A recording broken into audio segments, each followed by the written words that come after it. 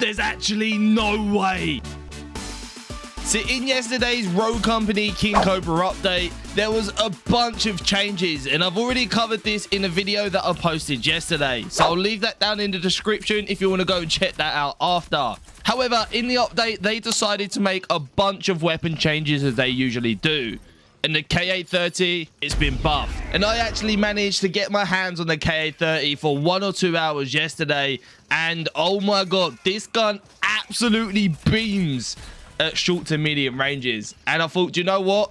Rather than just tell you about it, I've compared it against all the other assault rifles in class. Now, I just want to say I've based all of this information on the highest level upgrade for each assault rifle. So that's the tier 4 upgrade. And let's jump into body damage, and the Hydra ranks #1 for body damage. It does 30 damage, and that is followed by the HRN30KS and the Sahara at 24 body damage each. Now, the Hydra only will take 4 bullets to kill armor targets and 3.3 bullets to kill non-armored targets, whilst the HRM and the Sahara take 5 bullets for armored targets and 4.17 for non-armored targets, whilst the KA30 only does 19 body damage, so it's actually going to take 6.5 bullets to kill armored targets and 5.26 for non-armored targets. So you can see there 2 and a bit more bullets than the Hydra and 1 and a bit more than the HRM and the Sahara. So the KA30 rank for body damage is actually 4th. However, this is where it gets interesting. The KA30 is 3rd best in class for fire rate, and that's only behind the Nightshade with 9.9 and the Riptide at 9.17.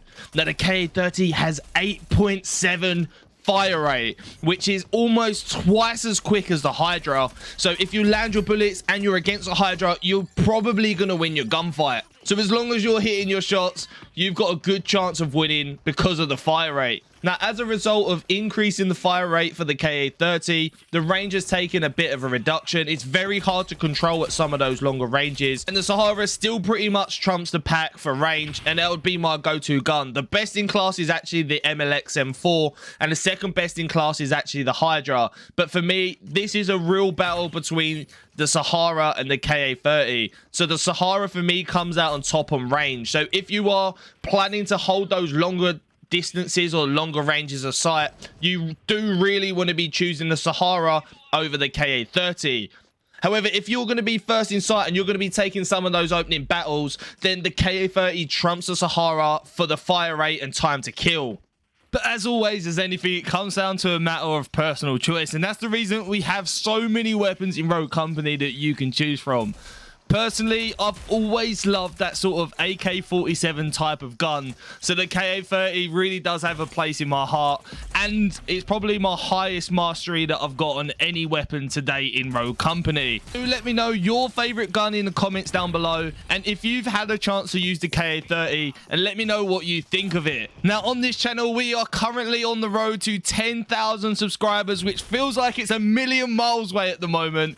However, if you're not subscribed, then please do make sure you smash that subscribe button, as there is no way that I'm going to get there at the end of this year if you guys don't help. And unfortunately, as the way things go in life, I'm not going to be able to always make Rogue Company content if I don't hit my goals. My own personal goals, I've got to make sure that I hit 10k subs this year. I've set myself a target at the start of the year, so I've got to start seeing some growth on my Rogue Company content. And if you've got any ideas of things that you would like to see me cover on Rogue Company on the channel, or if you'd like me to do anything a bit different, then please also let me know in the comments down below. I want to make sure that I develop as a Rogue Company content creator as much as I can, and I wouldn't be able to do that without some feedback from you guys. Now, some of the other guns that have been buffed are the MXR, the Deadeye, the LMPX, and the SLC. And I do want to try all those guns out as well. So if you like this style of video and you want to see how they compare against some of the guns in their class,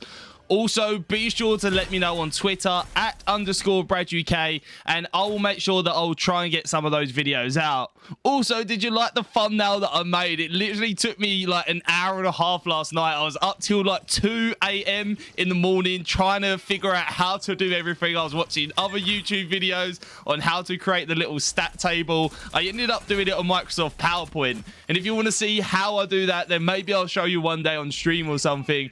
But it's actually easier than I thought. It was just a little bit fiddly, but I got there in the end, and I'm actually so proud of the thumbnail that I've put out. I'm guessing the performance of this video will let me know if you guys liked it as well, because if you're clicking on it, that means that it probably done its job. Now, I just wanted to address something quite controversial that I saw on Twitter, and people were saying that their solo experience for 6v6 team deathmatch right now is not that enjoyable. They're coming up against like a full lobby of 6 stacks, and whilst I do completely understand that, you probably were playing against 6 stacks before, because you could actually do the same queuing system. Although it wasn't actually allowed in game, people could still 6 stack if they wanted.